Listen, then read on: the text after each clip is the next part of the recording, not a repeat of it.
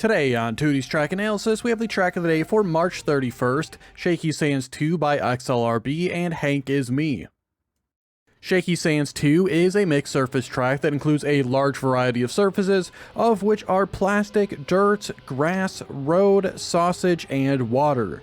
The track does have a GPS and it also has a single finish. There is one speed check in the track that has an alternate path if you have too low speed, and currently no cuts have been found. I felt the track was pretty average in terms of difficulty, rating it a 5 out of 10. I completed the track with a time of 39.491. This is 3.5 seconds ahead of the gold medal time and 0.3 ahead of the author medal time. I found most of the track fun to drive, however the end was very unsatisfying and I will rate it a plus.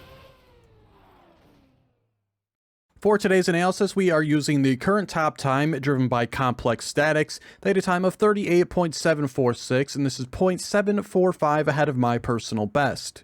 At the very start of the track, for the initial jump, we'll see the world record here jumping off further to the right than I am. This will result in them landing a fair bit earlier than I do, and obviously landing earlier will get them more acceleration. Also for this jump, you'll see us both going from right to left.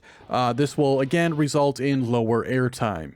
Same can be said for this second jump here, right to left a little bit, and this will result in you landing wide here towards the left, which is what you want, as you'll have a more direct and easier line around this upcoming corner. As we exit this plastic section, you want to be turning towards the left, so you start sliding to get around this corner.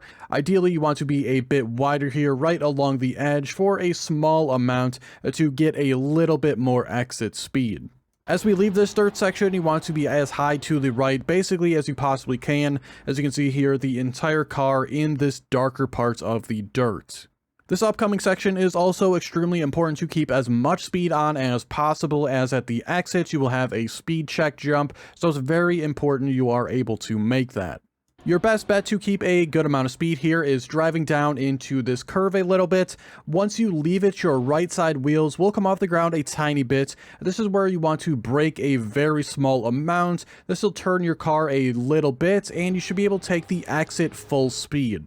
The jump itself has a little bit of leeway since you're jumping onto plastic. If you land a little bit off, it's not going to hurt you too much, but obviously a nice, straight, smooth landing and a smooth turn out of the plastic is what you want.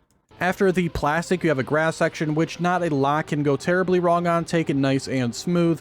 Just make sure you're not too far inside and end up going off the grass. Not a ton can go wrong for this plastic part either. Initially, just make your way around the apex of the turn and then straighten out as you exit so you can make your way to the right hand side to get through this small gap. The entrance to this can be a little bit difficult at first, as it's extremely hard to see as you're driving up to it, but once you learn the correct line here, it becomes much easier. Going through this section, really not a ton to say. It's all full speed. You just have to make a right-hand turn at the end of it. On the initial part of this dirt turn, you want to end up a little high here towards the left. This will, for one, get you a little bit more speed and also let you have a smoother turn.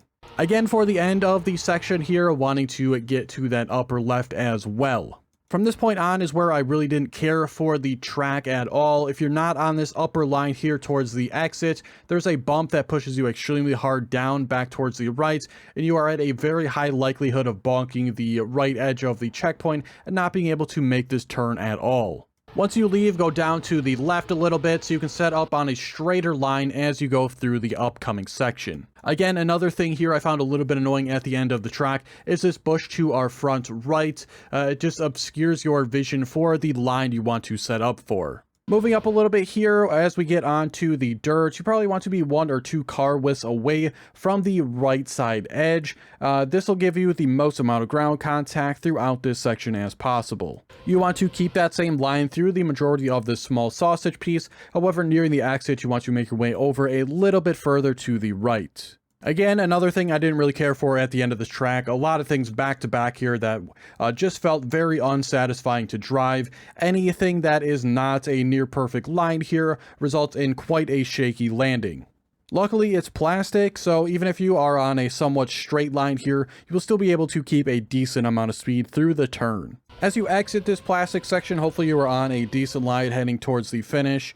If you are, don't turn it all in the water, just bounce straight to it. If you are a little bit off, you can try to correct it a little bit as you're touching the water, turn in whichever direction you need to go. As far as the final thoughts today, I really wanted to like the track more than I did. The early parts and the large majority of the track felt extremely satisfying to drive, and then at the very end, you're hit with like 3 things back to back that all need extremely good lines in order to even get the end cleanly. Of course, that is just my opinion. Maybe you didn't find those sections to be as harsh as I did. That'll do it for today's analysis, though. I hope you enjoyed. If you did, be sure to like the video and subscribe. Also, be sure to check the description where you can find links to my Discord, as well as my Twitch channel, which I should be live on this weekend with the new spring campaign. Thanks so much for watching, and I will see you guys on Monday for the next analysis.